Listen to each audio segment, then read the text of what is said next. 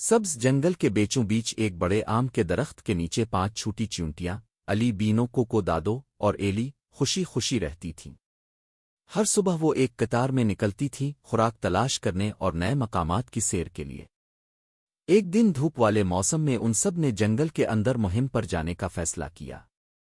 Cocoa نے خوش ہو کر کہا، چلو سب سے بڑا پھل ڈھونڈتے ہیں۔ وہ لمبی گیسوں رنگ برنگے پھولوں اور ہلتے ہوئے پتھروں کے بیچ سے چلتے گئے۔ اچانک انہیں بھنبھناہٹ سنائی دی۔ دادو نے آہستہ سے کہا، مکھیاں۔ سب چیونٹیاں فوراً ایک پتے کے نیچے چھپ گئیں جب تک وہ مکھیاں گزر نہ گئیں۔ ایلی ہنس کر بولی، بال بال بچے۔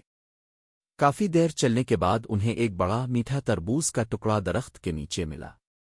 بینو نے حیرانی سے کہا، واہ، یہ تو بہت بڑا ہے۔ 5 چیونٹیوں نے مل کر اسے چھوٹے ٹکڑوں میں کاٹا اور واپس گھر کی طرف لے جانے لگے۔ راستے میں بارش شروع ہو گئی۔ پتے پھسلنے لگے اور زمین کیچڑ سے بھر گئی۔ علی نے ایلی کا ہاتھ تھاما، دادو نے کوکو کو اوپر چڑھنے میں مدد دی اور سب نے ایک دوسرے کا خیال رکھا۔ آخرکار وہ سب اپنی چونٹیوں کی کالونی تک پہنچ گئیں۔ انہوں نے اپنا میٹھا خزانہ سب کے ساتھ بانٹا۔ سب نے خوش ہو کر کہا، 5 بہادر چیونٹیوں زندہ باد۔ تب سے جنگل میں ان چیونٹیوں کو 5 ننھی مہم جو کہا جانے لگا، جو چھوٹی تھی مگر ہمت اور دوستی سے بھرپور تھیں۔